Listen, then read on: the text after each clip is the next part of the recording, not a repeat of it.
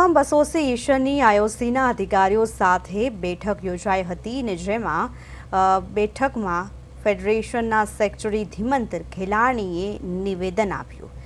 ધીમંત ઘેલાણીએ જણાવ્યું કે શનિ રવિને કારણે મિસમેનેજમેન્ટ થયું છે। આઈઓસીના અધિકારીઓએ પેટ્રોલ ડીઝલની અછત નહીં રહે તેવી બાંહેધરી આપી।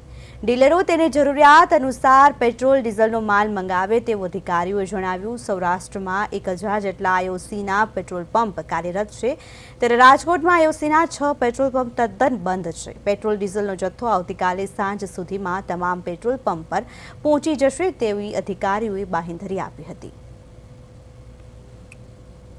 હાલ ઈરાન, ઇઝરાયલ અને મિડલ ઈસ્ટ દેશો વચ્ચે જે યુદ્ધ ચાલી રહ્યું છે ત્યાં ક્યાંક ને ક્યાંક છે તે ક્રૂડ ઓઇલનો જથ્થો છે તે ભારત પૂરતો સરતો આવી નથી રહ્યો। ત્યારે મારી પાછળના આપ દ્રશ્યો જોઈ રહ્યા છો કે રાજકોટનું રૈયા રોડ ઉપર આવેલ ન્યારા પેટ્રોલ પંપ છે, ત્યાં જ એક આપ દ્રશ્ય જોઈ રહ્યા છો કે ત્યાં પેટ્રોલ પંપ છે તે બંધ હાલતમાં છે તે જોવા મળી રહ્યું છે, કારણ કે પેટ્રોલ પંપ પાસે છે તે પૂરતો જથ્થો નથી। તેમજ જે તેમના માલિક છે ત્યારે પ્રદેશ 24 વતી ઓફ રેકોર્ડ વાત કરવામાં આવી હતી કે જેમણે કીધું હતું કે હાલ અમારી ગાડી ભરવા ગઈ છે, પરંતુ ત્યાં પણ લાંબી કતારો જોવા મળી રહી છે અને પૂરતો જથ્થો છે તે અમને આપવામાં આવી રહ્યો નથી। કારણ કે હાલ અત્યારે જે દ્રશ્યો છે કે જોઈ રહ્યા છો કે હાલ અત્યારે જથ્થો છે તે અહીં આવતો નથી, ત્યારે સંપૂર્ણપણે છે તે કારોબાર છે અત્યારે બંધ કરવામાં આવી રહ્યો છે। તેમજ એક પણ જાતનું નો સ્ટોકના બોર્ડ પર મારી દેવામાં આવ્યા છે અને લોકોને છે તે ભારે હાલાકીનો સામનો કરવો પડી રહ્યો છે। ત્યારે અનેક વસ્તુઓને લઈને ભારત સરકાર દ્વારા પણ હજી સુધી કોઈ પરિપત્ર બહાર પાડવામાં આવ્યું નથી અને અનેક વસ્તુઓ છે ત્યારે લોકો અત્યારે આપ જોઈ રહ્યા છો કે જે પાછળ કે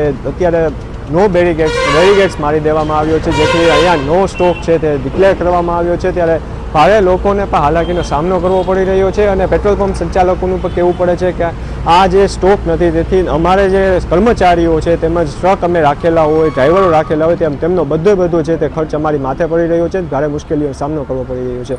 પરંતુ હવે જોવાનું તે રહેશે ભારત સરકાર આમાં કઈ રીતે નિર્ણય લેશે અને કઈ રીતે પરિપત્ર બહાર પાડવામાં આવશે, કારણ કે અત્યારે એક લોકોમાં પણ અલગ રીતે પેનિક પણ જોવા મળતું હોય છે, કારણ કે જે અત્યારે દિવસે ને દિવસે અત્યારે કહેવાય કે પેટ્રોલ છે તે એક આપણી જીવન જરૂરિયાત વસ્તુ કહેવામાં આવતી હોય છે અને પેટ્રોલ છે ત્યારે અત્યારે દરરોજ લોકો અમુક લોકો નોકરિયાત વર્ગ એવો હોતો હોય છે કે જે 100 થી 200 રૂપિયાનું ડેઇલી પેટ્રોલ પુરાવીને ટકનું જેવું કરતા હોય છે, પરંતુ હાલ અત્યારે લોકોમાં પણ એક અફવાઓ ફેલાઈ રહી છે અને અત્યારે લાંબી કતારો પણ ક્યાંક ને ક્યાંક જોવા મળી રહી છે, પરંતુ હાલ અત્યારે જે અમુક પેટ્રોલ પંપ છે તેમાં પણ સ્ટોક છે તે હોતો નથી। ત્યારે હવે જોવાનું તે રહેશે સરકાર આમાં કઈ રીતે નિર્ણય લે છે અને કઈ રીતે પરિપત્ર બહાર પાડશે। અને જે સોનેચા, પ્રદેશ 24 ગુજરાતી, રાજકોટ।